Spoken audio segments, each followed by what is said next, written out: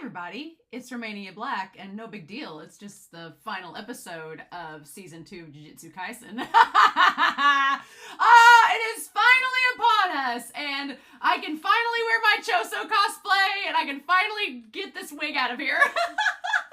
For the record, before we start the comments, I understand now why the custom-made Choso wigs are not only very expensive, but very necessary, because trying to tailor this wig has been a nightmare, and hopefully y'all appreciate it. I like the makeup. I think the Choso makeup turned out great. I've been sick the last several days, so I looked naturally sleep deprived. So that's helped. But yes, so I love Choso, and I'm so excited to see him in this finale episode, although I'm really sad because after this week, we won't have Jujutsu Kaisen for a long time, probably. Which is very sad. I'm also realizing this cup is very UG coded for being pink, but what can we do? I do think, I've talked with Patreon about this. This will be something that's only on Patreon, so sorry for YouTube, but girl gotta pay for this cosplay. I definitely would like to do mini reviews of Jujutsu Kaisen. I would like to start reading the manga. Now, I'm not going to read past season 2, so don't be like, oh, Romania's going to read past season 2. No. But I would like to, like, once a month, maybe, if I can find time, as we're waiting on the next season, I would like to do, like, a little mini review, like, read one of the volumes, do a little mini review of it, talk about any extras, any, like, manga comments, things like that that are manga exclusive, any changes that I'm noticing from season 1 in the manga, and then work my way up to season 2. So I'm not going to give a time frame for that because I've got enough going on in the channel. I'm not going to dedicate like it's going to happen this day on this day, but I would like once a month or something to maybe get through a volume, and you know, that will help to ease the hiatus as it were. So I might start that in February. I got a lot of stuff in January I need to get done, but in February I might start that. On Patreon, do like little mini reviews and then talk to you all about it in the Discord, because the JJK channel has been super exciting the last several months, like half a year. And if you can believe it, it's been like half a year we've been watching Jujutsu Kaisen Season 2. Crazy talk. But the last half a year has been so much fun on the channel, and I don't want that to diminish because it brings me a lot of joy. So, with that being said, I got a lot of comments to talk about before we start this final episode. I do want to look at the OP and ED lyrics after I'm done with this reaction review before we sign off with it. I'm going to definitely do that. My dog, of course, decided right now, as I've been working diligently on this wig for like the last hour and a half, and they were just like, oh, there, you're perfectly fine. Now they're like, let's play. So, as far as comments goes, James Liggins 891 said, everybody forgets how many people Choso's murdered. Touche, sir, touche. I will say this, you know, aside from Gojo, oddly enough, there's been, you know, most of our characters at this point in the series has a lot of blood on their hands, whether it's humans, whether it's curses, whether it's both, whether it's cursed users. Most of these characters either have or wanted to have a lot of blood on their hands. So as I totally understand what people mean being like letting Choso off the hook for killing these people, he should not be let off the hook. However, at this point, what is our basis for simping for a character? If people are simping for Mahito and Sukuna, who have murdered how many now, can I simp over Choso, who's killed a handful of people? Can I please? And Nanami, at least, you know, Nanami's killed a bunch of curses, but he didn't kill any humans, like you do. That's why Nanami's the best, but he's no longer here, so who am I gonna simp for, right? Can't simp for Toji, he's gone too. So, we're left. Am I supposed to simp for Kusakabe? We'll talk about him. But yeah, and so it's interesting, right? What do we do? But I'm glad that you did bring that up. It is worth mentioning. I'd be a slight hypocrite if I didn't mention it, right? Shelby5890 talked about how Geto used Uzumaki against Yuta in the movie. Yes, I do remember that now. And I liked that Shelby talked about how Mei Mei in the last episode was giving Hisoka vibes from Hunter x Hunter. Look, I've not finished Hunter x Hunter. I stopped like 80 episodes in. One day I'll get back to it. But I do know Hisoka. Yes, Mei Mei is the female Hisoka. She's a little more money driven than Hisoka, and that's all I can say about his character, but there are some similarities there where you're just like, maybe step away. But they're weird characters, and they are very self-fulfilling, self-purposed characters. And I think a lot of people will talk about Mei Mei here in a minute, and my thoughts about Mei Mei, because I kind of talked about it in the last episode, but I thought that was a really good comparison, so nicely done, Shelby. Mr. Glorious Bastard talked about how when Mahito touched Todo, it could be that he glimpsed Todo's soul and was not prepared for what he saw. I was like, yes! I love that. I love the idea of Mahito grabbing a hold of Todo's soul and being like, ooh, no, shouldn't have done that! Seppi talks about how Nobara, the blood that hit Yuji's face whenever her eye exploded, was making him remember their time together in the moment, which compares to Choso remembering Yuji in the fake memories. And I'm like, is Gege just doing that as a symbolic comparison to kind of be like, yeah, they're related? Or is there something more to it? I guess we will find out, right? Interesting. Seppi also pointed out that there are audio dramas and light novels for Jujutsu Kaisen, and I talked to the moderator, Floor, about this as well, and I just don't have time for that right now. I want to move on to other shows. It's not that I want to get rid of Jujutsu Kaisen. I love Jujutsu Kaisen, but I am ready to move on to another show for the spring. But it is good to know that, so that if I get into a bad state of withdrawal from Jujutsu Kaisen, which very well may happen if I catch up in the manga and I'm still like, I need some more Jujutsu Kaisen in my life, then it's good to know that I can go back and look at the audio dramas and the light novels, and that may very well happen. So again, no time frame, but it's good to know they exist. Good to know they're there. Nice. I did have some comments over here. Let me put them here. I put them on the wrong page on accident. Mid-Matt, and let's talk about Mei Mei. Here we go. Mid-Matt and Alex Johnson both talk about Mei Mei just making it to where, a lot of people have talked about it being grooming, making it to where Uyu will do anything for her, and basically it's like, it's the dark side of affection is pretty much how you could word it, and her being a sibling being like, oh, did you want to help me? Come on now. And, you know, it could be grooming. He's basically a ball of cursed energy, and she's willing to exploit it. Look, at this point, there's a lot of messed up and demeaning characters in Jujutsu Kaisen. I feel pretty indifferent about Mei Mei. What I think is fascinating about Mei Mei, and it's for better or worse, is that she is this example of, here's this person on the ally, that's an ally to our main character, and she's been helping Yuji quite a bit throughout this season, and we think, oh, Mei Mei, she's helping Yuji, we don't want her to die. And then when she gets away and gets safe, then you kind of go back and go, oh wait, she is really just thinking about herself and money. She's not going back and helping out anybody else at Shibuya. She's in Malaysia being like, peace out, Girl Scouts, I'm good. And it's also that idea that she got to go to Malaysia and stay in the nice hotel. Meanwhile, Nanami can only be on the beach in his dying dreams. So it's very cruel.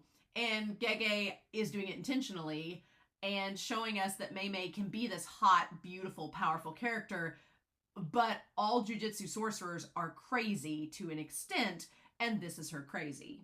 So for what it's worth, she's not technically done anything to Ui. It is implied, but until I explicitly see it, and Ui's very consensual about it. He's like, yeah, I'm on board. Now, granted, I know a lot of people will be like, he's a kid, and yes, you are correct, but he doesn't look uncomfortable or like he's in pain or wants to get away from her. So as long as that's the case, I can kind of go, yeah, that's messed up. I don't like it, but I'm not gonna like condemn her to hell over it, you know? I'm pretty much like, okay, as long as he's not hurt, then it's like, okay, let's pump the brakes, but I'm not ready to like gather up pitchforks. Meanwhile, people are simping for Mahito and Sukuna, who literally have chopped people up into bits and tortured them, so we'll just leave it at that. Pineapple 541 talked about how Mahito is dead, basically, according to them, from the explanation of Brain-kun's technique from the episode of Uzumaki. And they explained that Uzumaki is essentially not only drawing those curses, but essentially the essence of them to use again, which is why when he uses Uzumaki against Miwa, it's not really like, he's not bringing Mahito out of the Pokeball to attack Miwa, it's just this conglomeration of his abilities. So by that logic, it would seem that Mahito is dead. He just took the essence of Mahito, and the soul of Mahito, as it were, is probably no longer with us, which I don't know how I feel about that. On the one hand, I'm like, I kind of expected Mahito to die this arc, and on the other hand, I thought maybe he would get away. and I wasn't sure how they were going to handle it. This is almost worse. This is like Yuji doesn't get the satisfaction of knowing that he destroyed Mahito. Instead, Geto just, aka Brain-kun, just took Mahito away to use as his own. And it's kind of this very unsatisfying resolution, which, again, Gege is probably doing intentionally. So it's like, okay, have your way, Gege. How dare you? But I'm going to be kind of sad if that's the last we see of Mahito. I'm going to be kind of sad. I guess I'll just have to cosplay him at every convention I go to remedy that. But yeah, I guess we'll see. We'll see how that goes. Ray Quiggs talked about how Yuji told Junpei that he never knew his mom and has vague memories of his dad. So take that with what you will. I want some kind of explanation this episode. Something to be cemented. I know that there's lots of like, it's like right there, but I want something to be like, okay, Yuji's dad, Yuji's mom, and Anime Annie, we'll talk about her comment in a minute, but she kind of talked about how the grandpa was gonna tell Yuji about his parents before he died, but Yuji, our protagonist, blocked the info. I'm like, thanks, Yuji. Would have been nice to know that now. And instead, we got the "Don't die alone" speech instead. So we don't know if the grandpa is Yuji's mom's dad, if it's Yuji's dad's dad. Considering that Yuji has vague memories of the dad, I'm gonna say it's the dad's dad, but that leaves the question of who is the mom. So is the mom the camo woman? That would lead us to think that, right? But then the question is, if she was a human and Yuji's dad is a human, then how did he end up? I mean, is he half brothers with Choso? And that's what happened?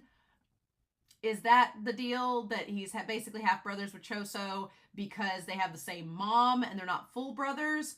Or, you know, how did Brain-kun get involved? Because Brain-kun, using the Kamo guy, was the one kind of experimenting between them. Only with Choso and the other cursed womb paintings, they were curses and the Kamo woman. So I don't know.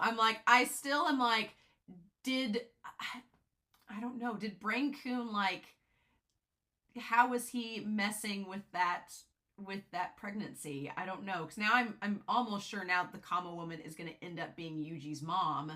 And she was just like frozen in stasis. But why did she get with Yuji's dad? Why didn't she say anything to Yuji's dad? The only thing I can think of is, you know, how would she basically be able to not tell Yuji's dad that she's, you know, this 100 or so year old woman? The only thing I can think of is if Brain-kun took over her body, put his brain into her to be like, I can take your technique now. You can give birth to curses. So I'll become you. You can give birth. But the idea of Brain-kun giving birth to Yuji is the most messed up, weird thing ever. I'm like, how did the dad not notice the big scar on her forehead? How did that not come into play? Did she say she had a car accident and that's what happened? And he was like, oh, that makes sense. What? What? I don't know, but if that ends up being the case, I will flip my shit. I kid you all not. But that's the only thing I can think of is if she's Yuji's mom and that's how they're related, then how did she not tell Yuji's dad, be like, hey, I've been frozen in stasis and been used by a cursed user this whole time. Please don't have sex with me. How would she know that? And the only thing I can think of is if Brain-kun took her over. But then what do we do about the Kamo guy and his technique? So I just need some answers, but I doubt this season is going to give me all that I want, but maybe it'll give us something before it stops. We'll see. Right. So, there's that. Anne pointed out that Geto and Yuji, and about having the power to stop curses and destroy humanity. Yeah, they talked about how Geto basically had the ability to stop humanity and get rid of all of them if he'd wanted to. If he hadn't split his forces to go after Yuta, he probably could have gotten away with it. But curse those meddling kids and their little panda too, right? And then Yuji kind of has the same thing. Yuji has the power through Sukuna to do a lot of damage, but it's the fact of controlling it and what do you do with that power? How does that go? Etc., etc. That's the question. Anime Annie, they talked about how Ui's. I wondered if there was another person with Mei Mei in the hotel room in the last episode. And Anime Annie, who's also anime only at this point, so I trust them on this. They were talking about how it could just be Ui's drink because it was a bottle. It could have been like soda and they just used the champagne glass to seem fancy. that could very well be, that could have been it. Also, now with Mahito looking at Geto and attacking him, it's a callback to back during the prison realm scene where Geto was trapping Gojo and Mahito was giving Geto a look. That all comes back now. That was a great callback. I like that. Yuji tears his shirt off and he's not even Sukuna at this point. I love in the last episode, Yuji tears the shirt off and I'm like, but you weren't being possessed by Sukuna. What are we doing? Is he like slowly melding with Sukuna? Is that all starting to happen? We don't know. Choso doesn't have a memory of Yuji calling him Big Brother, like Eso and Ketchuzo. And that's why he wants Yuji to call him Oni-chan, because he's like, I want you to call me Big Brother. You know, my other brothers called me that. Won't you call me that? I'm like, oh, that's really kind of cute, actually. I want him to do it. The number on Mei Mei's phone I was questioning about, it basically says in Japanese, unknown caller.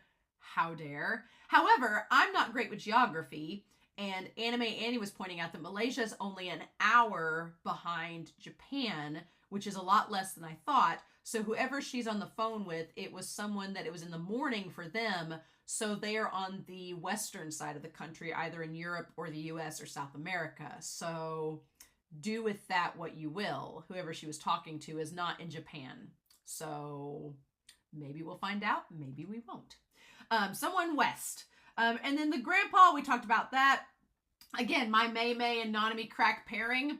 Nanami would have been so good for Mei Mei. He could have maybe turned her around. Who knows? They could have gone to Malaysia together. And then finally, Alessi Kali pointed out that Mahito's first and last lines before being sucked up by Geto were about being born from humans. Funny that him and Yuji we think is born from a human. We assume has been born from a human. And Mahito too. Mahito, is he trying to be like an honorary brother or something? I don't know. So yeah, I've talked for way too long, but it's the last episode of the season and I had a lot of really good comments. So I wanted to dive into those before we got into this episode. So there we are. I don't know what to expect. I still think Yuta is going to show up before the end of this season, whether it's post-credits or whatever, because we've talked about this all throughout the season. I think the higher-ups, they're going to be like, Yuji's got to go. Once midnight strikes, which we're like 30 minutes away from, Shibuya, I feel like the veil is going to unfold. Everybody's going to see Shibuya. They're all going to freak out. And the higher-ups are going to be like, we need to get rid of Yuji. Kusakabe's kind of seeing it already on the books. And is telling Panda, like, whatever happens, you're not going to be happy about it, and I ain't going to support you. I'm going to support them getting rid of Yuji. And I feel they're going to call in Yuta and be like, hey, Gojo's been kidnapped. Your mentor Gojo is gone. This kid has the king of demons inside of him. We need to get rid of him before he destroys the world. And Yuta will be like, okay. And we'll be like, but you guys would be such great friends. Stop. So we'll just have to see, right? We'll just have to see. So... in any case, we're going to start episode 23 of Jujutsu Kaisen. We're going to start that episode here. I can't believe it's the end of the season, but what can we do? And we're going to do that here in 3, 2, 1, and let's go.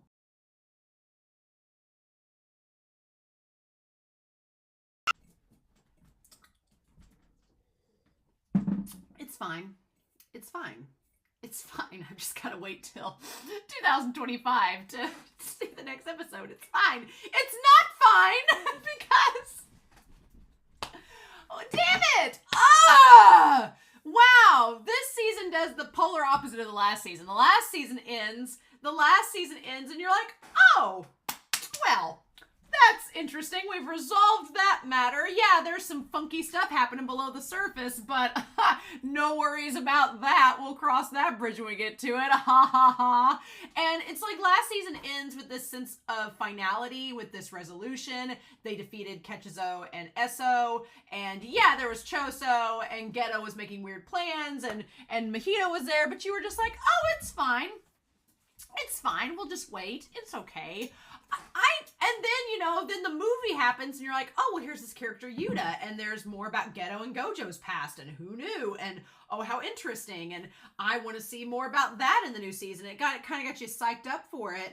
And this felt exactly like such a manga tease. It's just like Gege's like, yeah, go ahead, end on that note. Get everybody to buy my manga. That's literally what this is. This whole episode was a tease, being like, you anime onlys, you've got your work cut out for you, because we're going to leave you with this very tempting ending that's going to make you want to go read the manga and catch up, but are you going to go do it? And it's like, oh, because I am very staunch about being anime only with this series, but it is going to be hard.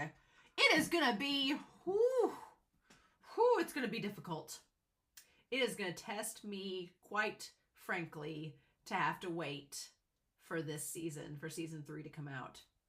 Now, there are pros to that, because y'all saw how hyped up I was this season. I was really excited. It made everything worth it, getting the surprises that you all got as well. But I will tell you right now, it is going to be a test of my patience. I'm glad I have a lot of shows on this channel. So let's dive into this. Oh my God. Well, the only thing that ended up happening that I thought was going to happen by the end of the season was Yuta showing up, because you wouldn't have Yuta be in the second movie. It wouldn't have made such a big deal about it if he wasn't going to show up at some point in season 2. That was bound to happen. So him showing up at the end was really exciting. I like Yuta's character. Here's my problem. I like Yuta's character a lot. He's great. And then, but he's like, I'm going to kill Yuji. And I'm like, but I really like Yuji too. So what are you doing? So we're going to talk about that in this, because now he has extra motivation. And when did that happen? So we're going to talk about this, get past this OP. Oh my God. So yeah, so the big freaking hole in the middle of Shibuya that now everybody knows about. And we go back to Yuki being like, the way to rid cursed spirits from our world. We're going to go back through this, because I think that there was a lot of text in this episode, a lot of teasing by Mappa. I am going to be very curious, because I am going to read the manga up until where this ends.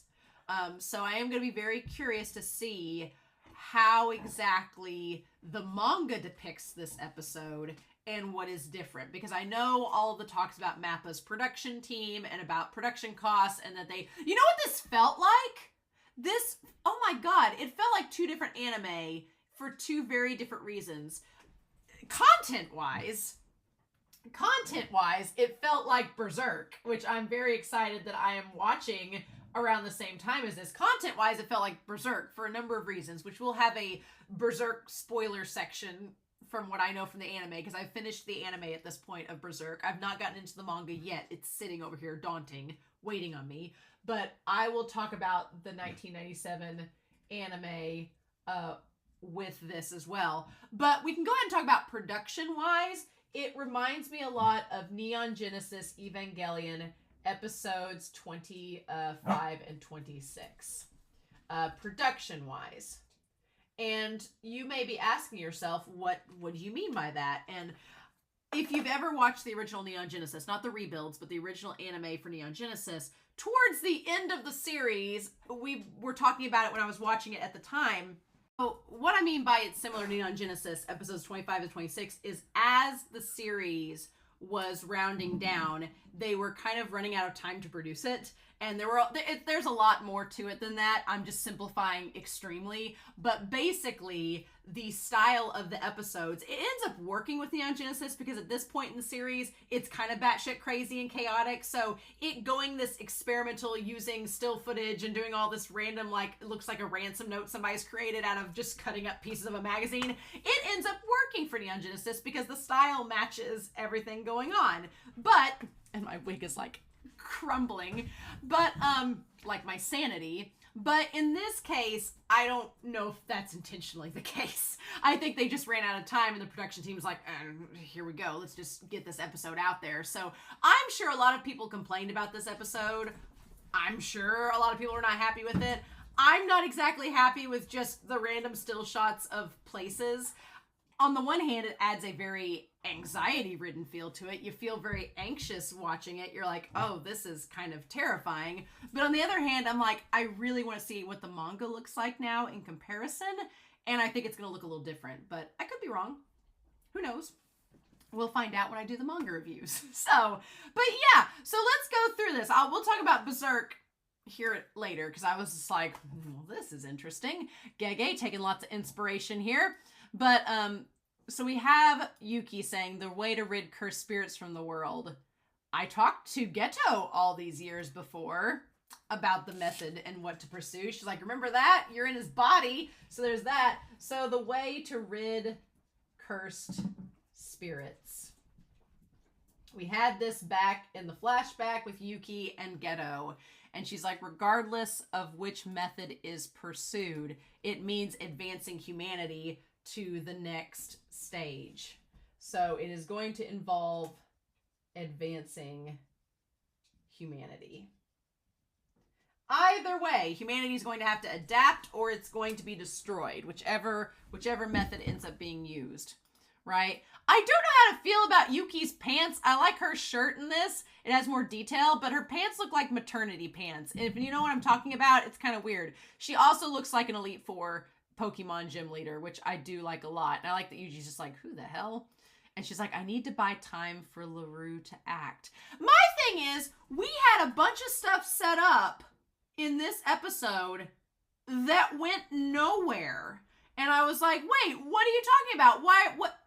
And I feel like it did happen, but we didn't get to see it. And so I'm going to have to wait 2 years to find out what happened. And I'm like, how dare you?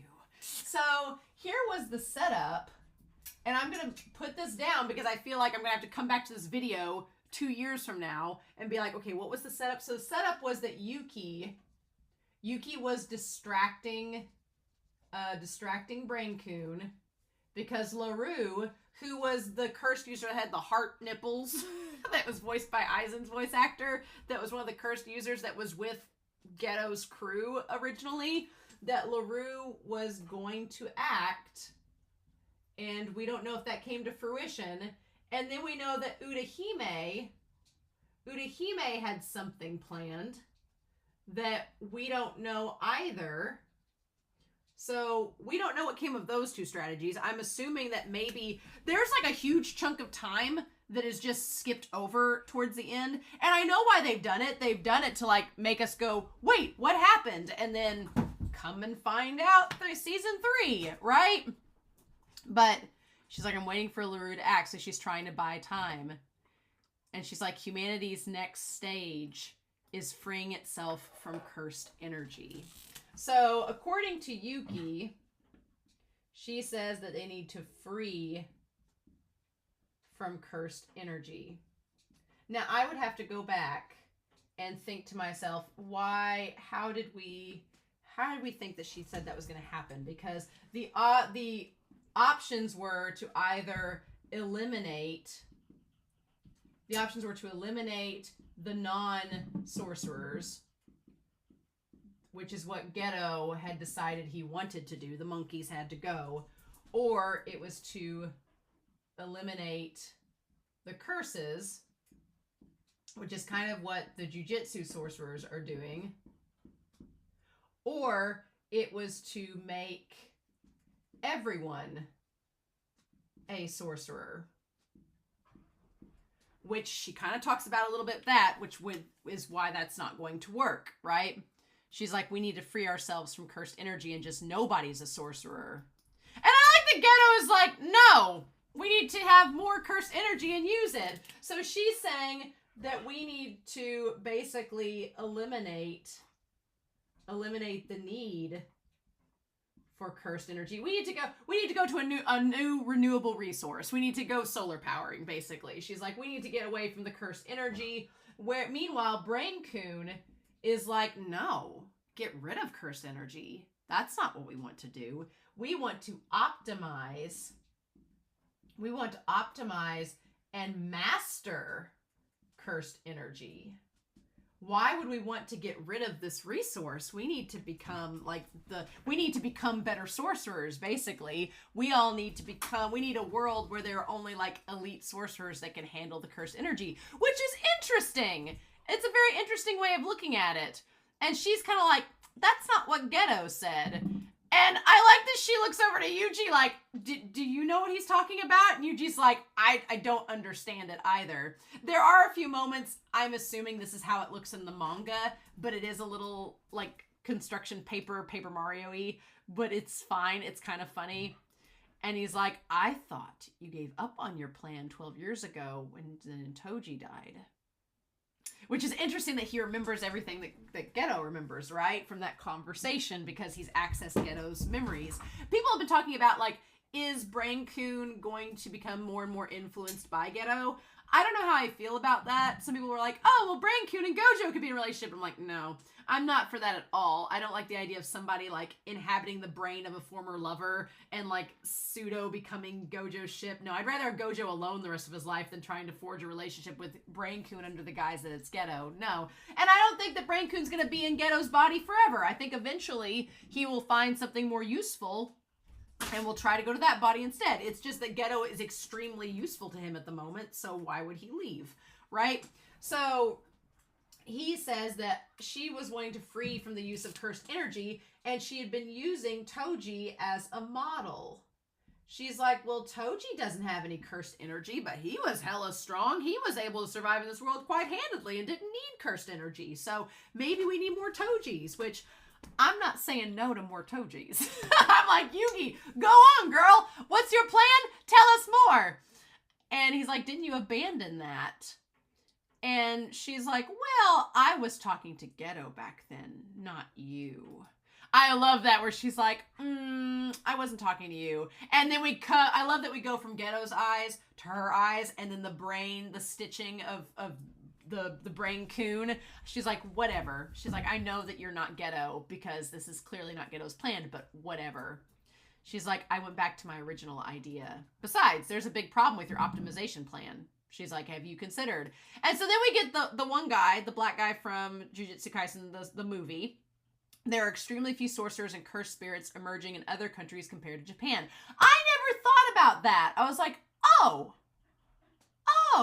That thought, honestly, had not crossed my mind at all. She's like, here's the problem, is that Japan would have a monopoly on cursed energy. Because there's not a lot in other countries. And she says that ties to the whole thing with Tengen being present. Now, we don't know much else about why there's so much cursed energy in Japan compared to other countries, other than that Tengen's involvement has something to do with it. And we'll talk about that later when she says she's going to confront Tengen. That's fascinating. So, but the idea is that it kind of becomes more complicated in that if cursed spirits and energy is outed to the rest of the world, she makes a big point here. And I was like, oh, well, I hadn't thought of it that way, but what? She talks about how that at this point that Tengen's barriers are indispensable to your plan. You need Tengen's barriers because that keeps all the energy centralized so it can be optimized. You need Tengen to exist in order for this to work. Using Tengen to optimize the cursed energy would mean that only the humans of this nation could become sorcerers. So that's interesting. So by that regard, only Japan could have sorcerers. And my dogs are about to play. I can just see it in their eyes. So she's like, yeah, about that. Japan would have a monopoly over the cursed energy. And do you think that other nations, especially that superpower, wouldn't stand by and allow it? And I was like, oh, well, America, us understanding that another country had a superpower, what are you talking about? What? Would we really try to get that back or cause some like crazy war or something? Are you sure? I was like, oh shit, yeah. I hadn't thought about involving like a global scale of this because there aren't really, I like that world building aspect because there is a part of you, I think of Digimon, like the original Digimon season 2 back in the 90s, where you find out that there are Digidestined from across the world that have Digimon too, and it seems like a lot, and you're like, oh wait, we're suddenly making this world building a lot bigger than it was. I don't know how to feel about that, and you have to tread very carefully when you do that. I like Gege being very smart here and saying, oh no, we're limiting this to mainly Japan right now because the other countries don't have sorcerers like we do. I like that. I think that's a smart choice because I'm looking at My Hero Academia, for example, which, spoilers, I guess, it's not really spoilers, but there are superheroes from around the world in that series. And so it does kind of become a loophole when you think, oh, well, why don't heroes from the other parts of the world come to help Japan? And Horikoshi, who's the mangaka for that series, kind of has to start making excuses of why they're not there. And you're just like, oh, okay, you're making excuses. Here, Gege's kind of covering his tracks, being like, well, there's not a lot of sorcerers outside Japan, so they can't come and help. And it's like, oh, okay, that explains it. That covers a manner of all sins, except for what Brain-kun wants to do, which should cause a lot of chaos and maybe uproot that, right? So she says that flesh and blood humans would become an energy source, which is a problem. So she's like, under your philosophy, humans become an energy source. Which she's like, I'm not really on board with that. We have enough problem with trafficking people. We don't need to do it. She's like, it's easy to imagine what misfortune that would bring. She's like, we got enough shit going on in our world. We don't need to bring cursed energy and make it worse, right? She's like, no, that's a world far removed from the ideals I pursue. So I like that Yuki is establishing in this episode. Yuki is saying, look, I may not be a good guy, and I may have my own agenda, but as in large, I'm trying to save humanity at large. Like, she seems like she kind of gives me kind of Erwin Smith vibes, that she has her own agenda, but it's not like Mei. It's maybe something not as sinister or self-conceited. She seems like she has a very Erwin Smith vibe of, I'm thinking of the world as a whole. That's kind of my goal. Or I guess maybe Pixis is a better description from Attack on Titan, who Yuki reminds me of. Maybe Pixis is better. She's like, I'm thinking of the majority versus the minority. Interesting. And then I like that Brain kind of goes, and then like starts laughing, and he's like, so what? He's like, for one thing, our objectives are different. We have different goals. I don't desire a world without cursed spirits or any sort of idyllic peace. That is the big difference from Geto. Because Geto wanted peace. He wanted to get rid of the non-sorcerers so the cursed spirits wouldn't be an issue, and then the Jujutsu sorcerers would be more at ease. Like, he wanted Huckleberry. He wanted something better for that. Brain-kun is not here for peace, and he does not want to destroy the cursed spirits. Doesn't care about that either. He's like, the cursed spirits can exist. I'm not here for some kind of idealistic peace.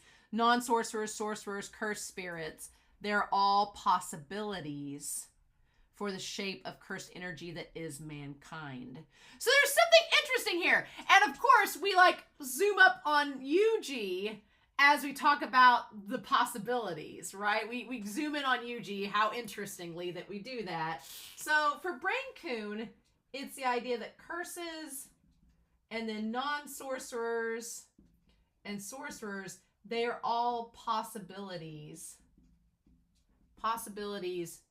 for the shape of cursed energy that is mankind. So for him, he wants cursed energy to become mankind.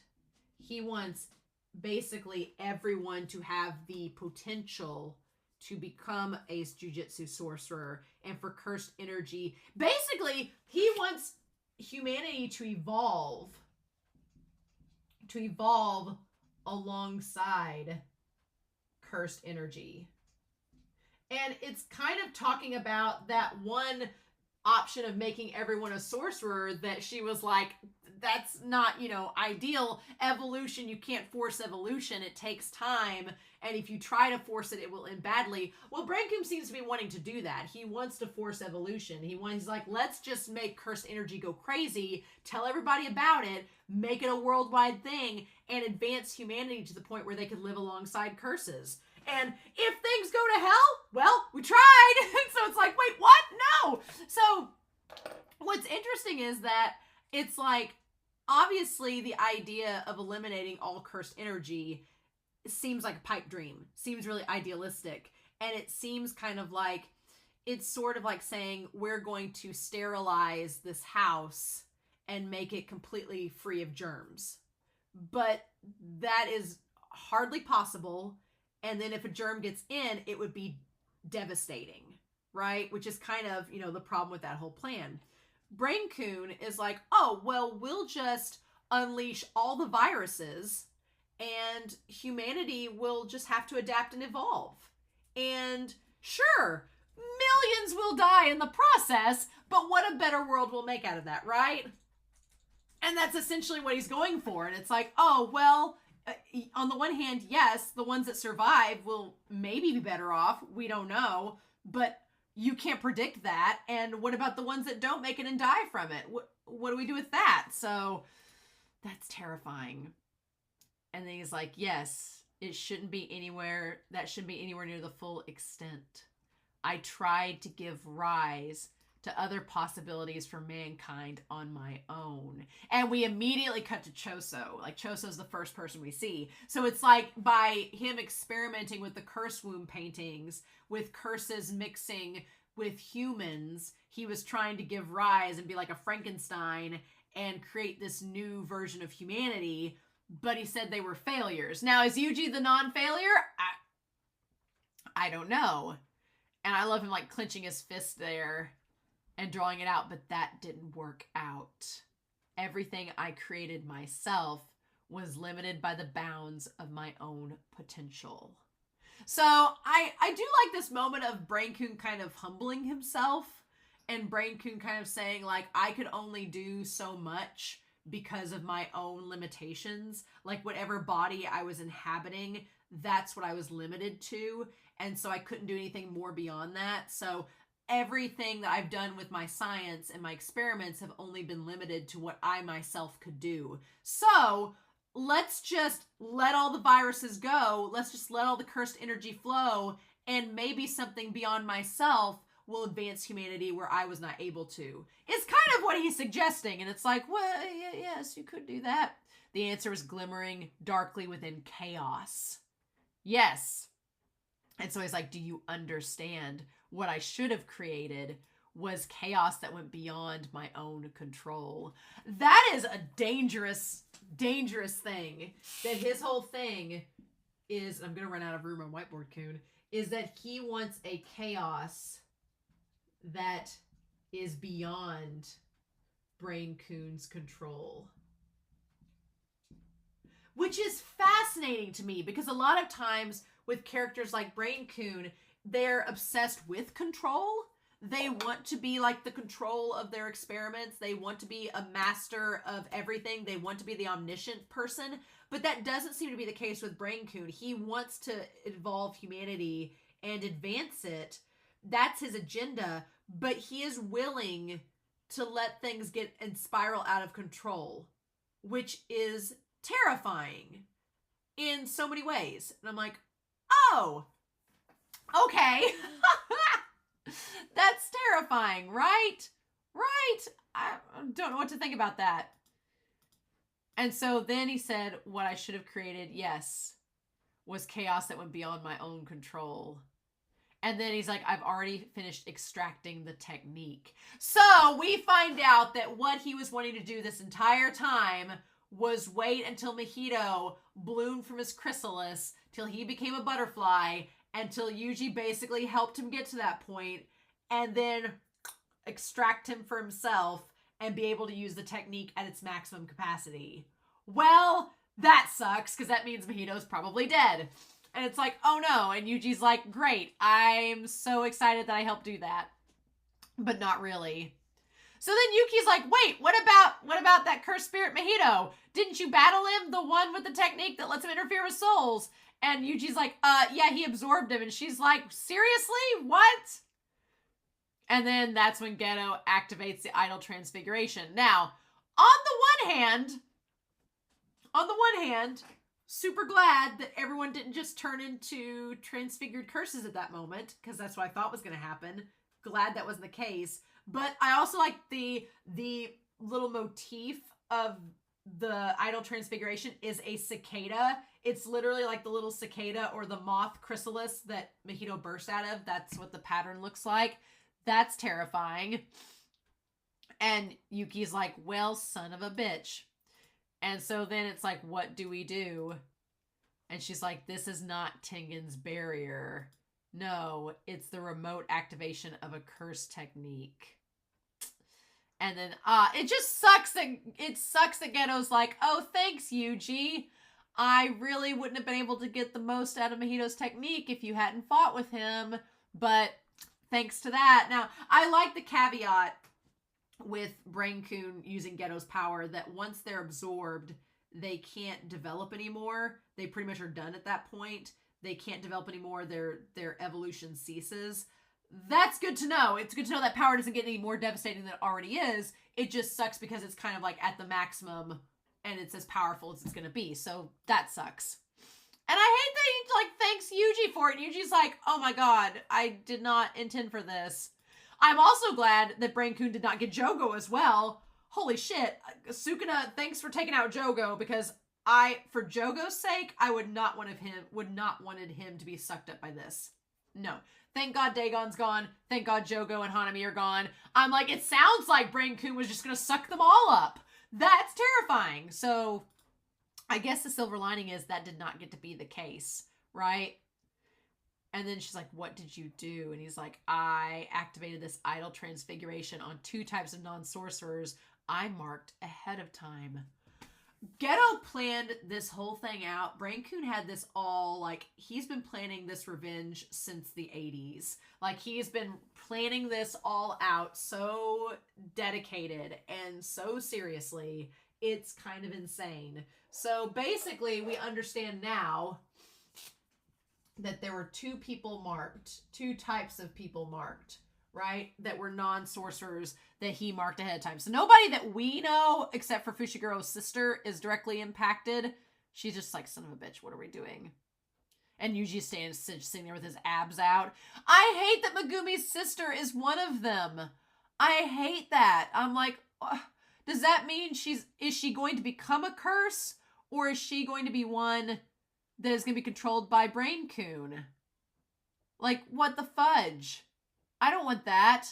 He says one type was people who I had absorbed cursed objects like Yuji did. So there are people who have absorbed cursed objects, such as, like, for example, Sukuna's fingers. But we know that it's not the cursed fingers they've absorbed, because Yuji has most of them except like 1 or 2. So it's something else, like another cursed object. But that's terrifying. So is that the sister? Has she absorbed a cursed object? And the other were people like Junpei who have techniques, but whose brains were structured like non-sorcerers. So one type were people that absorbed objects, and the other type were people who had the capacity for techniques, but not the brain for them. So basically they were like latent sorcerers. Like Junpei was a latent sorcerer, basically. He could have become one if his brain was structured like a Jujutsu sorcerer, but it just sadly wasn't. And of course, then of course we get the close-up of Brain-kun. I've adjusted their brains to match those of a sorcerer's. And for the former, so basically now, the ones that had the capacity are basically capable of becoming sorcerers. Now, that part seems like the better of the two. You could have been a sorcerer, now you definitely are a sorcerer. And then the former are basically going to be vessels. I gave them the strength to be vessels, and the latter have obtained the ability to activate their techniques. So basically Junpei could have been a sorcerer, had this. So they basically are vessels. I'm assuming 4 curses. But which one is Megumi's sister going to be? Is she going to be a Jujutsu sorcerer? Is she going to wake up and be a sorcerer? Or is she going to wake up and become a curse? Oh my god. And he's like, just unties the knot. And he's like, now I've released the seal of those cursed objects. Oh my God. And so we see, and some of them have been in a deep sleep. Oh my God. After being exposed to my cursed energy when I marked them. So basically, Megumi's sister is going to become a cursed object. Is she going to turn into a curse? How is Megumi going to react to that? I'm assuming he would be very pissed about that. So we basically have like, how is Megumi going to react to that? I'm assuming not good. So I'm going to put over here the unresolved plot things for season 3. Put that here. Now we have Megumi's sister as a vessel. And how is Megumi going to react to that? Megumi, as far as we know, is with Shoko. So here's the thing. We have Shoko. She was with Yaga and was with Megumi and Ino and Nita and Nobara. Now, I'm assuming Nobara's dead. I'm assuming Nobara is dead like Nanami, and that's just where we're at. So she's kind of RIP to her. Yaga has been sentenced to death. Like, what the fudge? We'll talk about that. But is he on the run? We don't know. Is he on the run? Is Panda helping him? What about Panda? We don't know. What about Urahime and Laru? How does that work with Yuki? We don't know. That was all left out there. And he's like, so starting now, I'll have them kill each other to deepen their understanding of cursed energy. So basically, he's like, we're going to have all of these beings start a giant war for power. Which you would think, you're like, well, Yuki kind of points out, she's like, well, would that even happen? She's like, she's like, I've carefully handpicked these people and these cursed objects and thinking of it as unleashing 1,000 malevolent Yuji Itadoris. And she's like, 1,000? That's conservative. You're also underestimating human rationality. Do you think that people will start killing each other just because they were granted power? And I was like, well, I kind of do. Because here's the thing. It's like, yeah, I'm now saying they're all going to be malevolent. Is Fushiguro's sister malevolent? I don't think so. But here's the problem. What you're doing is basically like all of these people who potentially had the capacity techniques but couldn't become sorcerers. If we're thinking like Junpei was violent. He did hurt people in that gymnasium because they bullied him. So if you have a bunch of people that were latent sorcerers that could see cursed spirits or were bullied or had bad lives and you suddenly gave them that ability and that power, yeah, they could possibly do some damage with that. That could become a thing. And if you've turned people into curses and made curses out of them and had them fight with the people becoming sorcerers, that's going to cause chaos. Of course it's going to happen. I'm like, no, the moment he said that, I'm like, you've just created two armies and just who have opposing natures and put them against each other. And he's like, yeah, there's an order to everything. I didn't cut corners when I made my preparations. He's like, your questions are starting to sound shallow.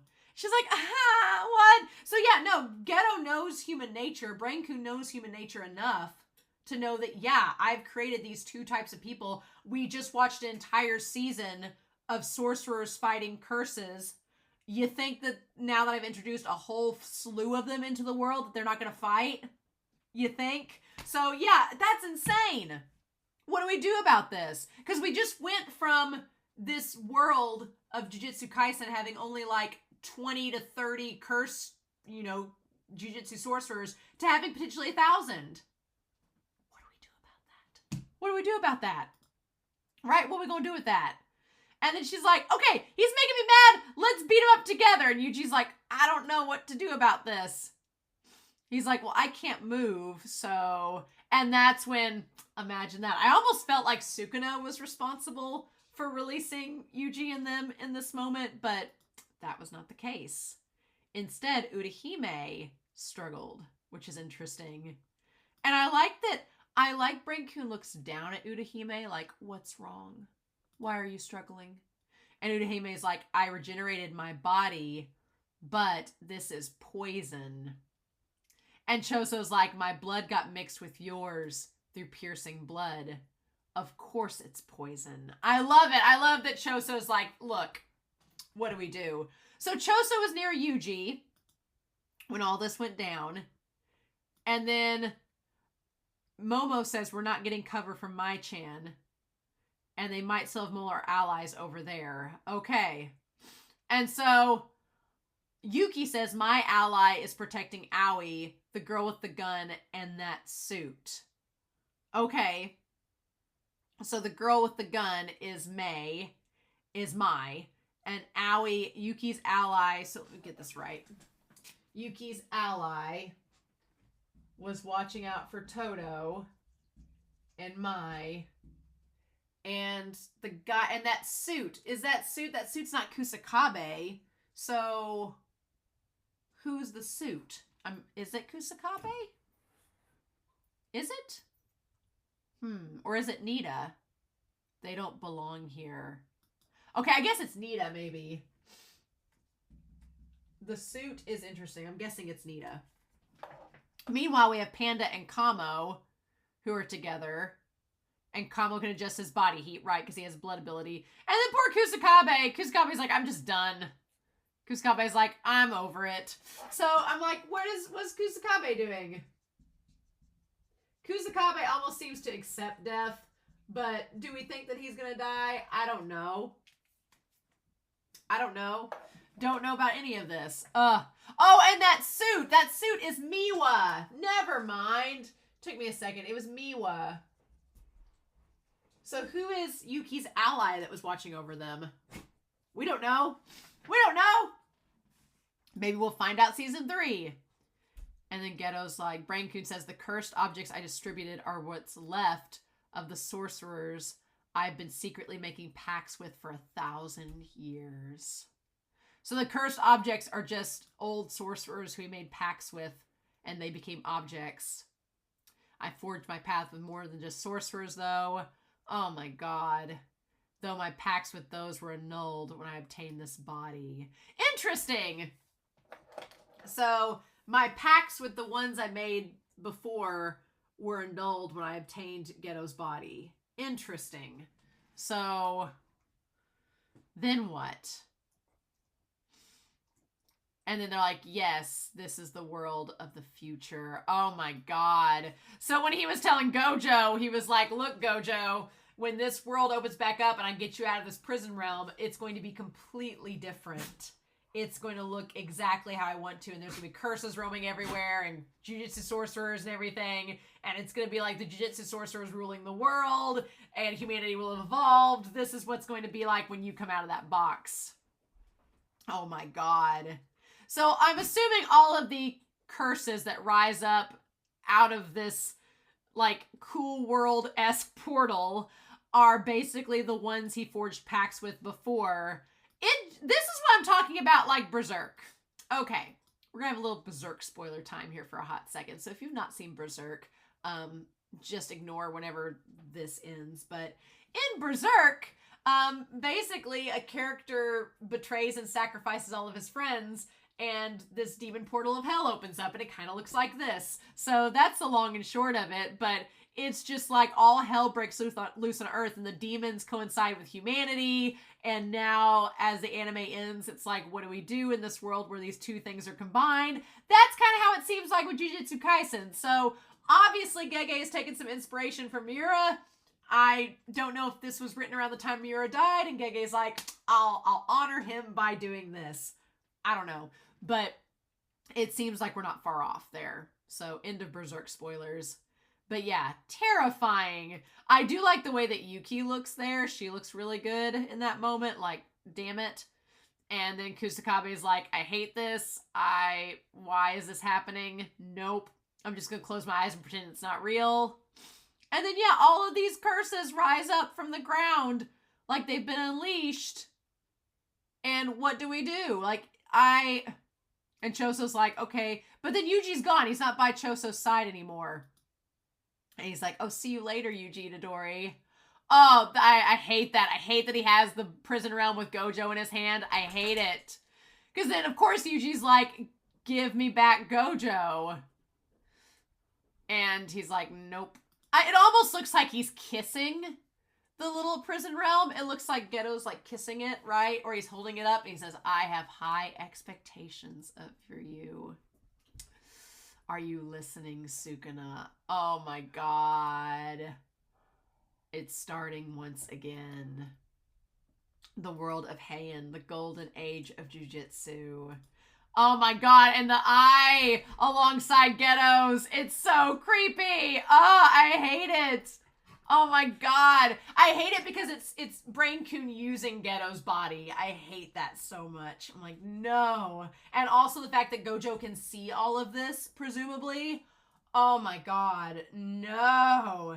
So, again, I'm keeping the Berserk spoiler thing up there because, again, there's a character in Berserk who kind of foreshadows that all this is coming, and it's like something that happens like in a cycle, and it's all coming back around, and this age of demons and humans together is going to happen soon, and then it does happen. That's kind of like what this is. It's like the curses and humanity are now melding, and that's what's happening. The golden age of Jujutsu and sorcery. The big question that I have at this point is, how old is Brain-kun? What is Brain-kun? And what is their deal with Sukuna? Because they have Uraume on their side. What is their role with Yuji and Sukuna? Of course, we don't get any answers to Yuji and Brain-kun's connection with, you know, the whole thing with the curse wound paintings. We don't get any answers. Why was I thinking that we would? I don't know. But it's clear that Brain-kun wants to use Yuji. It's clear that he both doesn't like Sukuna, but also believes that he has to use Sukuna, and Sukuna has to be present for whatever he's planning to work. So the big question is, well, what is his plans? What's he going to do? So, I don't know. I don't know. I hate it. I hate that we don't find out. It's like, damn it. I want to know more about Brain-kun, where he's from, what his deal with Sukuna is, what the whole deal is. Oh, it's just, it is nightmarish. But that shot with that stupid eye and Gojo's eye, he's just taking Gojo away with him. And Gojo's our damn damsel in distress stuck in the box. And then Yuji just, you can tell he's mad. And just Yuji being like, and he's gone. He runs off with Gojo and leaves Yuji behind. Oh. So then the rest of this episode, like, that was 10 minutes. I've talked for 40 minutes about 10 minutes of this episode, right? And so then we have just all of this information bombarding us in the aftermath with Shibuya and just how this darkness is spreading, right? It's so frustrating. So everybody, like, there's a power outage in Shibuya. Everybody's trying to figure out what's happening. It's like, how are people reacting to the blackout and everything? What's curious is it's just like, on the one hand, a lot of humanity is still kind of like, what's going on? Is it just a natural disaster? Is it just a power outage? What's going on and happening? Who knows? It's a very realistic depiction of how we would all react to a situation like this. Because again, if you're far away from it, I mean, why would you think it's affecting you? So...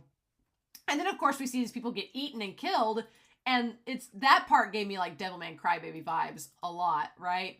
I kept thinking that Yuta or somebody was going to show up and was having to be, like, living with this family in this house, and that's when we were going to see Yuta, but no. So then we have this boardroom where it seems to be, like, the people, the higher-ups. If the higher-ups have been in this boardroom this whole time, that would be actually hilarious. And they're like, all 23 wards are nearly wiped out. They clearly know about the spirits, right? They clearly know about it. And the chief cabinet secretary, like, it's a political void, a literal hole. And so then we have all the people being like, no matter how low we estimate, we have to make plans to evacuate at least 5 million citizens.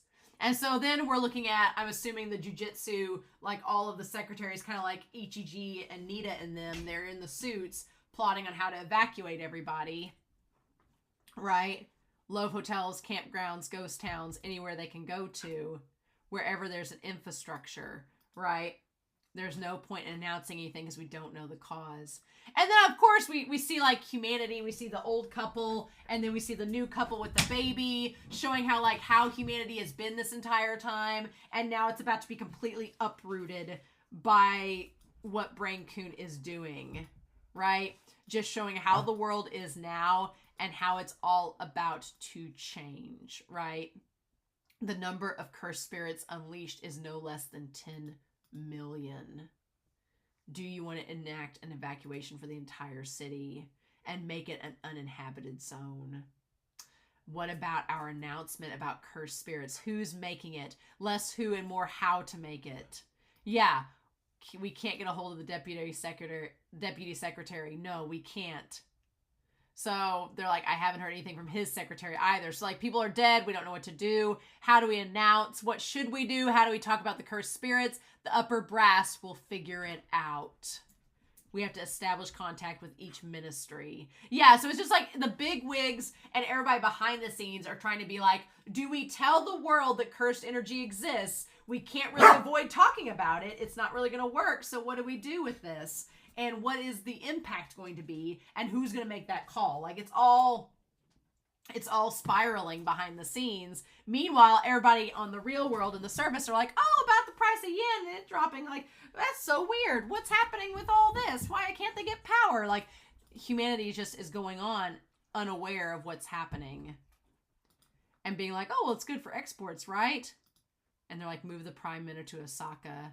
There's going to be a massive outbreak of cursed spirits everywhere at this rate. So the big question, too, is how much has the Jujutsu Society been working with the Japanese government all this time to keep things under wraps? Like, how has that been going on? We know about, like, the star religious groups and those people. So how has that been going on? Like, I like Gege addresses kind of the administration and the underworkings of all of this and how it's all coming out of the wash. And they're like, more Jujutsu sorcerers have been assigned to protect the evacuees in the city. And Yuta is one of them. And that outbreak is coming now. The power vacuum of this scale, we may see military interventions from other nations. So they're like, yeah, with everything getting crazy, other nations are likely to get involved. So what do we do? And I love the shot of the road with the arrows. It reminds me of Choso. And then they're like, oh no, yes, I understand. And then now there's all these people here, and they're like, they're going to publicly announce the existence of cursed spirits. And they're like, really? They're going to go public with it? Are they seriously suggesting that? They intend to announce that cursed spirits only arise in Tokyo to try to contain all the cursed energy and direct the populace's cursed energy to Tokyo and limit the outbreak of cursed spirits to there. And that's why I recommend Itami as a potential relocation site after Kansai Airport was built. So yeah, so their idea is, we're going to make this real simple. We're just going to limit Tokyo to the main site of cursed spirits. That's all. Just Tokyo.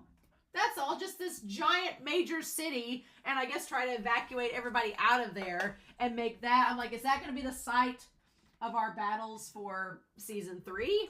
Maybe. If they're, that seems to be what they're setting up. They're like, we're going to have all our battles of season 3 in Tokyo and not just Shibuya, because that's where we're setting it up at. Okay. Maybe it's better this way. They wouldn't have reached the decision if Kusumigaseki was functioning. And then we just see how big it is. And yeah, and then those people that we see earlier get killed by the cursed spirit that starts invading the city. Oh my god. The moment that it switches to like the little, like the ship on the water, I'm like, that is the most like on point Gege humor, that dark humor of just switching out, like this person just got killed and it switches to this movie and they're like, oh, what was that? And then they get killed. Very Devilman Crybaby. Just, oh my god. Just, it's such Gege's humor. But yeah, it's basically going to make Tokyo a war zone. The barrier centered around the Imperial Palace that was erected in the Meiji era, and the barrier centered directly above the tombs of the Star Corridor. Okay, so we have There are barriers. Put this on here. There are barriers by the Star Corridor, which I feel has to do with the Star religious group, and then the Meiji era palace. It's like little tiny world building things they're just putting in here. Those barriers, what do they say there? Which was proposed as a site for the relocation of Tokyo, have been expanded out to the borders of the prefecture. Okay. And then it's just all quiet.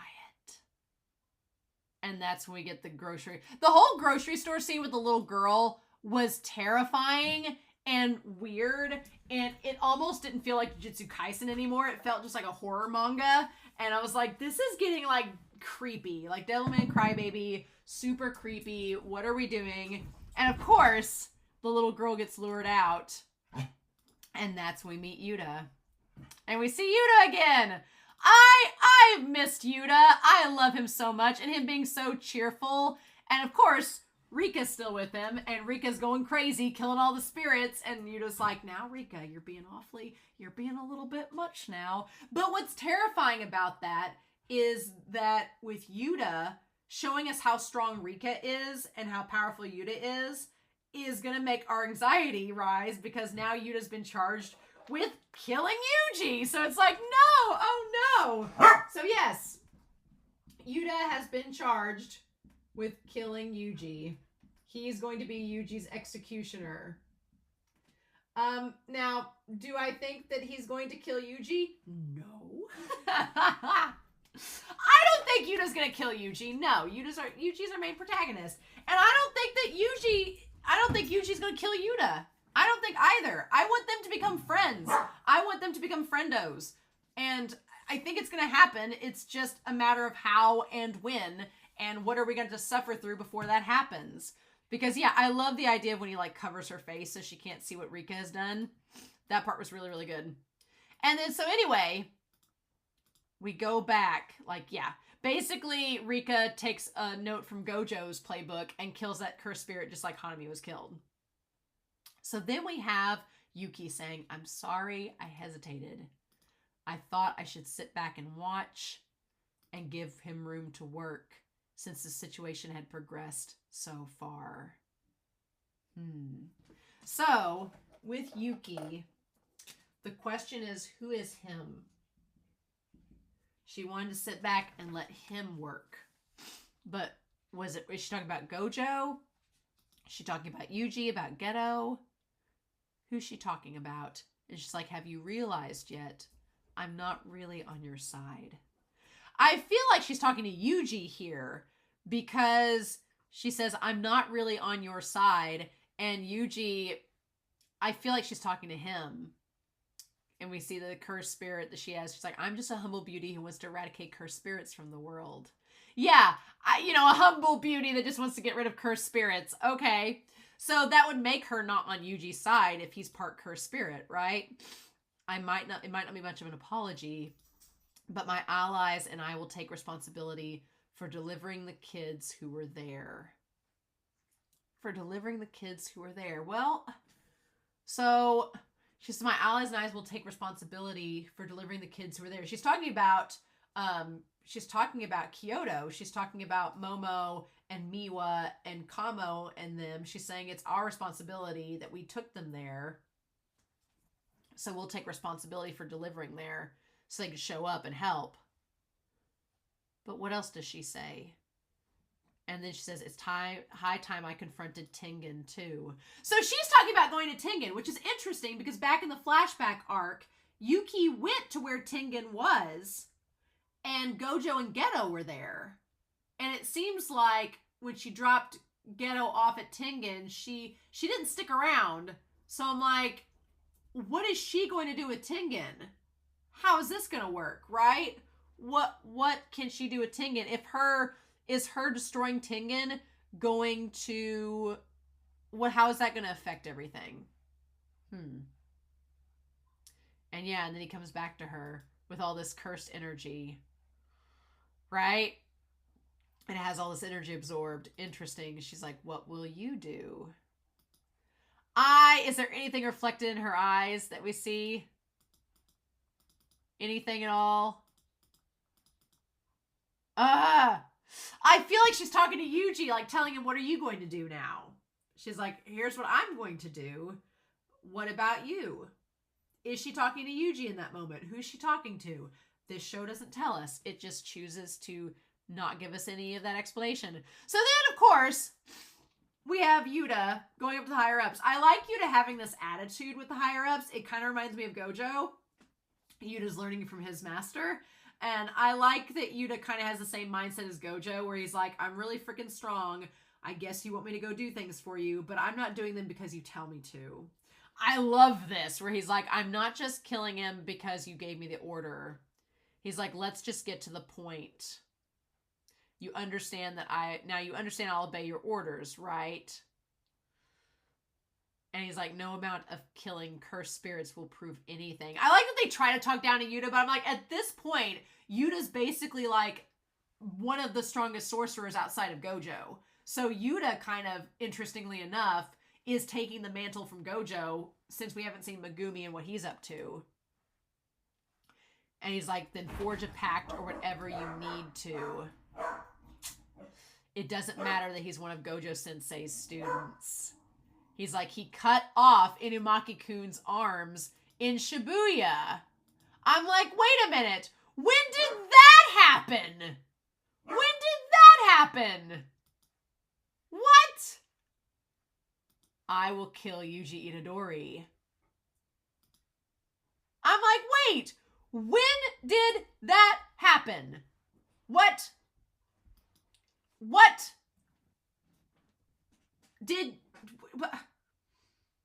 So, Inumaki had his arms cut off by Sukuna. Doesn't stop him from using his curse technique because he has his mouth. Did it happen during Sukuna's whole chaotic reign? Did it happen during then? We didn't see it. Did Yuji cut off Inumaki's hands? Was Inumaki aware of who cut off his arms? When did that happen? What is going on? The fudge.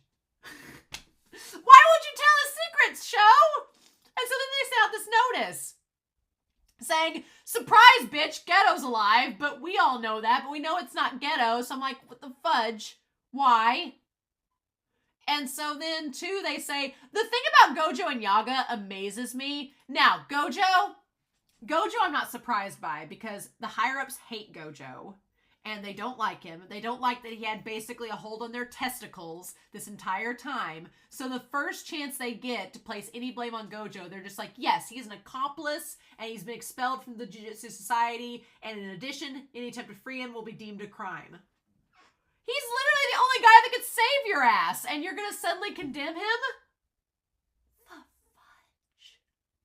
So, of course, what this sets up is that anybody that attempts to help Gojo is going to be a criminal. Well, that basically, I hate to say it, but thank goodness Nanami and Nobara aren't around for this, because Nanami would have a field day. You know? So, essentially, Yuji's gonna go after Gojo because he cares about Gojo. And so he's gonna be a criminal. Whatever. Yuta is going after Yuji because he's motivated because Yuji hurt Inumaki. Now, look, I am a hardcore OTP shipper of Rika and Yuta. Have been since the movie. But I understand that Rika is a cursed spirit. There's not a lot of future for them, because we've seen the Cursed Wound paintings don't turn out so well. So, if you told me that you were shipping Inumaki and Yuta together, it makes sense now. Since Inumaki's like, my arms are cut off, and Yuta's like, oh, that's it, you know? That all makes sense now to me, but... So, I'm surprised that Yuta's not up in arms about Gojo being deemed an accomplice, but we'll see how that develops for season 3. If Yuji kind of points it out, being like, hey, don't you think this is messed up that the higher-ups are suddenly deeming Gojo a criminal when he could be the one to save our asses if we free him? And Yuta might be like, yeah, that seems kind of messed up. And so I want Yuji and Yuta to become friends because I think they'd be amazing together as a duo. So now it's just like there's this big miscommunication, I'm sure. So now it's a factor of, well, how is Yuji and Yuta going to communicate and like clear the air and get to the bottom of this and figure out like who actually cut off Inumaki's arms? Was it Yuji? Was it Sukuna? What is going on? There's so much we don't know that got cut out here that we're gonna have to wait and find out. But so the part with Gojo doesn't surprise me. It just kind of makes me go, really? Really? You're gonna deem him a criminal now? What surprises me is Yaga.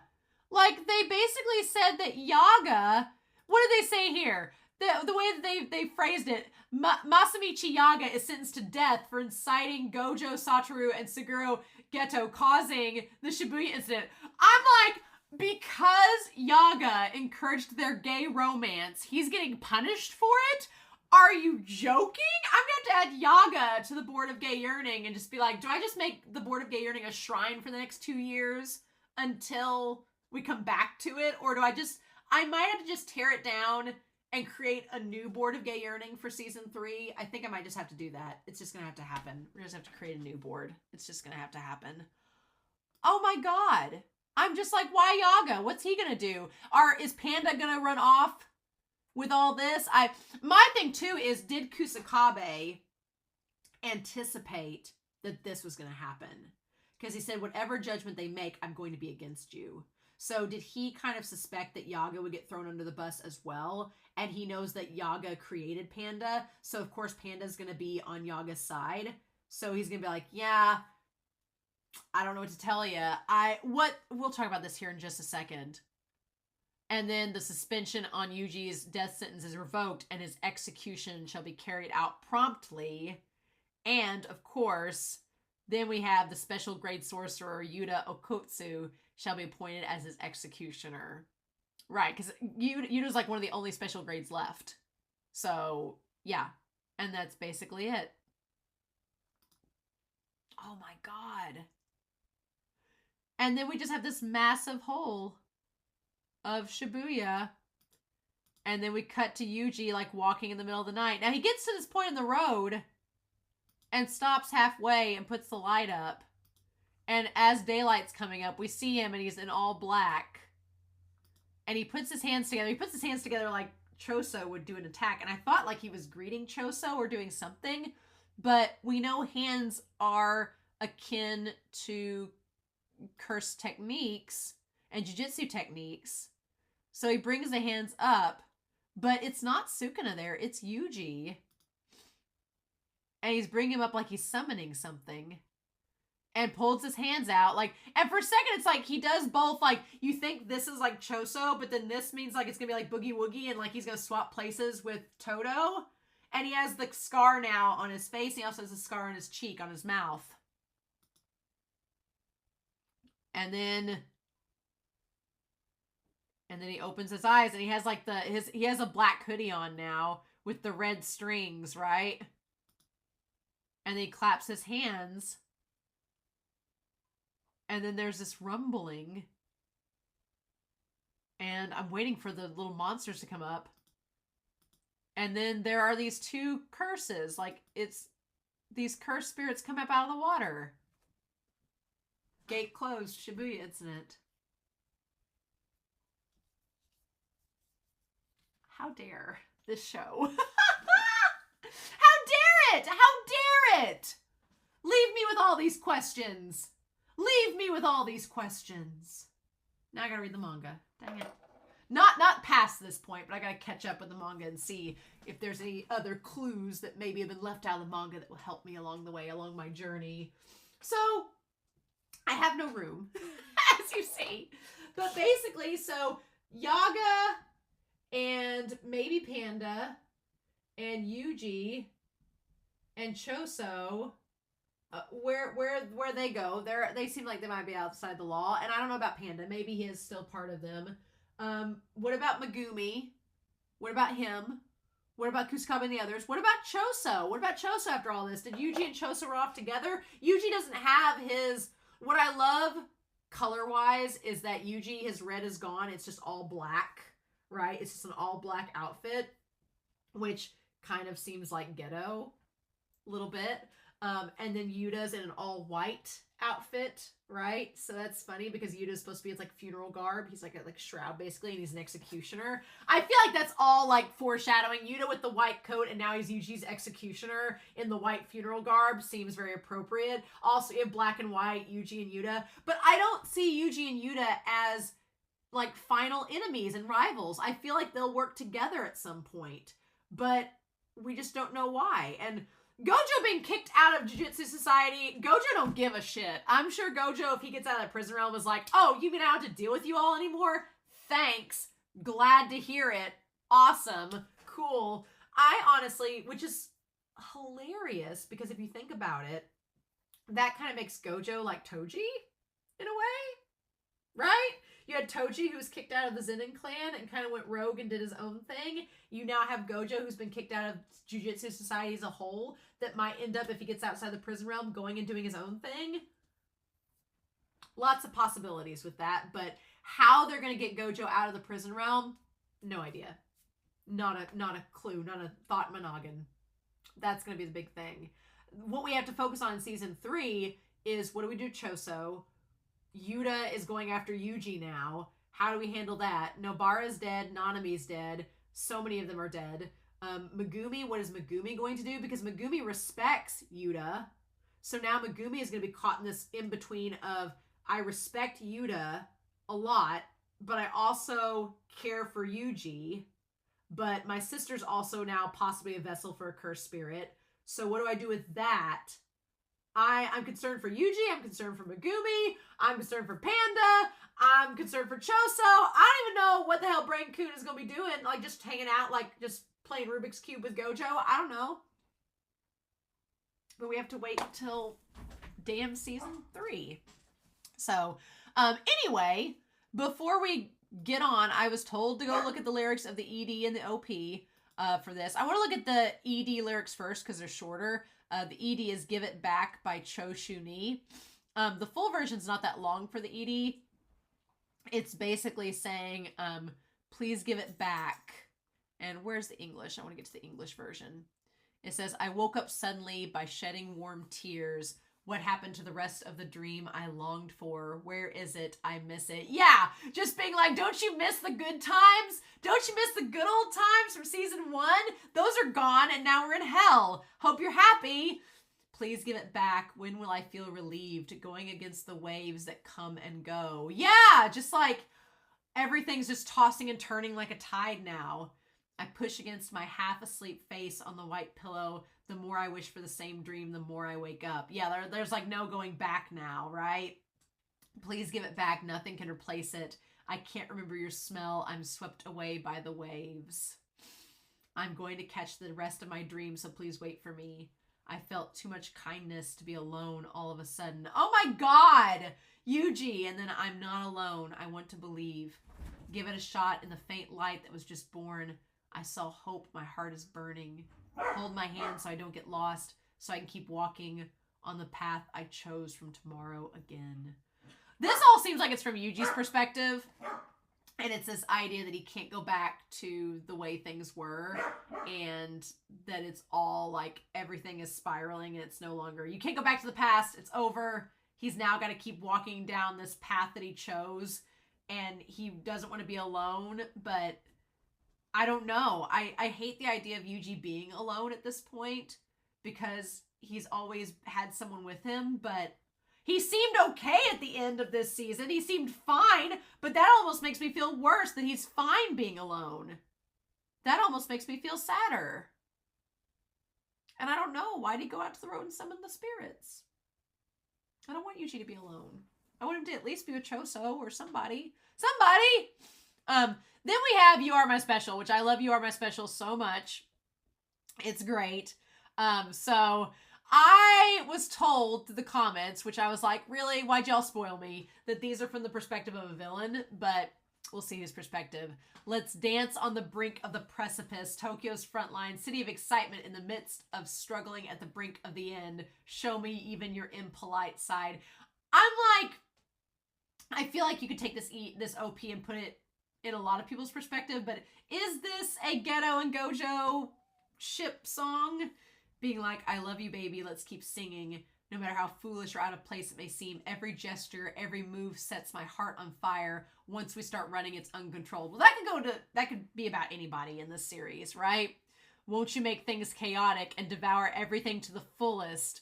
A lifelong labyrinth rendezvous to your point of dizziness. Now that seems like it's from Brain Coon's perspective.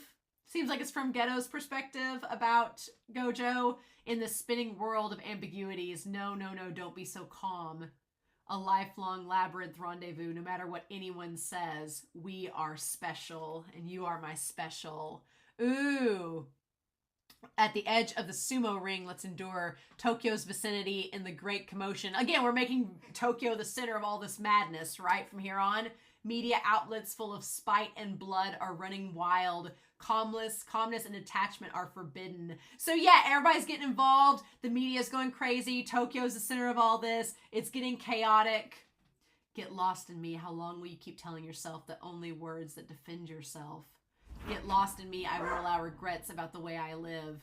Well, that could be about Ghetto. It could be about Yuji. It could be about a lot of things. I want a response. I want to feel your body temperature. The flow of low body temperature ignites a blue flame, which is like the cursed energy. Don't deceive me romantically and cut through straightforwardly. I can no longer be intoxicated by feverish love songs. Ooh! I feel like this could encapsulate a number of characters. I love you, baby. And then they basically repeat the same lyrics. Don't be so calm. You're fine just as you are. Special in every way, no matter what anyone says.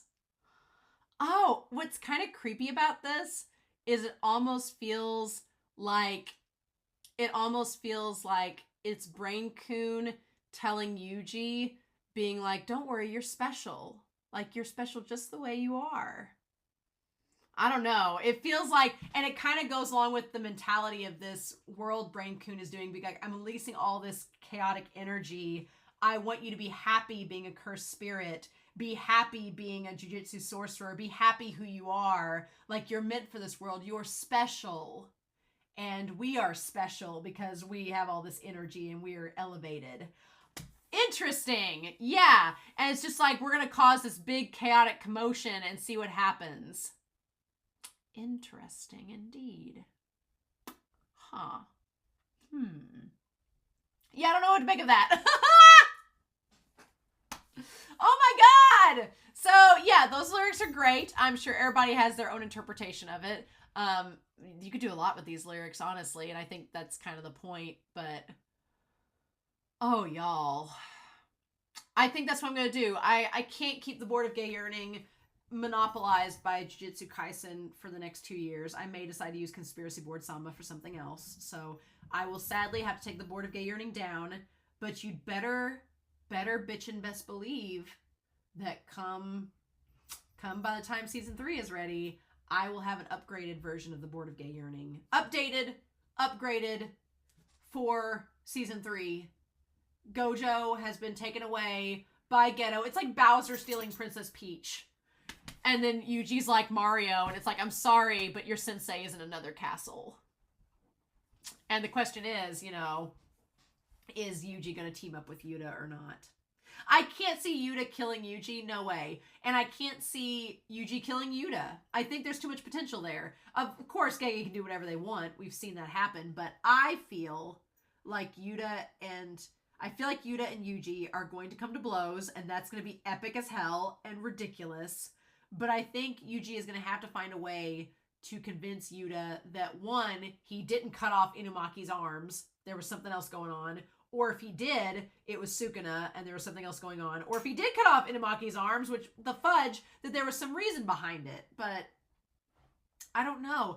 If it happened during the whole chaos with Sukuna, that Inumaki got his arms cut off, if it happened during that, like before Gojo and Sukuna fought, then yes, I feel as if Panda is gonna, and that might be interesting too. Panda could have a conversation with Inumaki being like, I can tell when it was Sukuna and when it was Yuji, and it was Sukuna. And Inumaki might be like, no, I'm convinced it was Yuji. And we cause this dissension and chaos from within the class itself. But there's so many possibilities that I don't know. And we skipped a big chunk, so... So in the meantime, if if you're over on Patreon, I'm going to be catching up with the manga slowly but surely while we wait. Might look at some light novels. If I look at the light novel or audio dramas, I'll probably put those on YouTube as well. But the mini reviews of the manga may just be a Patreon only thing. So we'll see. But oh my god. What a season that's been. What a fun season. I have so many cosplay to do next year. I'm still going to do Nobara because obviously, R.I.P. Nobara, I'll be in like a funeral shroud. First episode. Coming back, I will, damn it. But yeah, I have so many cosplay to do next year. I can revive this, I guess, if need be. And just be Mojito. I'll just be all the dead characters. Next season, we'll just have R.I.P. cosplays of everybody. It'll be great. But here's the thing. Now that Geto, aka Brain-kun, has unleashed all of the potential for these possible Jujutsu sorcerers, the question is going to be those latent Jujutsu sorcerers that are now able to be Jujutsu sorcerers, what kind of characters are they going to be? How are they going to be in reaction with the cursed users? How is that going to work with our current Jujutsu sorcerers? Is there going to be a power struggle there of who's better, the new sorcerers or the originals, the OG or the created ones? That's going to be a thing. What about the vessels? Gege literally just said, I can now do whatever I want with this manga, and I've just expanded my potential exponentially, which is exciting and terrifying. So, in any case, I hope you all have enjoyed these reactions for Jujutsu Kaisen Season 2. I've loved this season so much, and it's been a blast, and I'm very glad that there's more content to come. So, there'll be another reaction taking this place next week, so don't worry. I'll have a New Year's video out if you want to check that out. But in the meantime, I hope y'all have a wonderful week. Please stay safe, take care, and I'll be back with more reactions, and hopefully soon with more Jujutsu Kaisen. Bye! You all are my special. Mwah.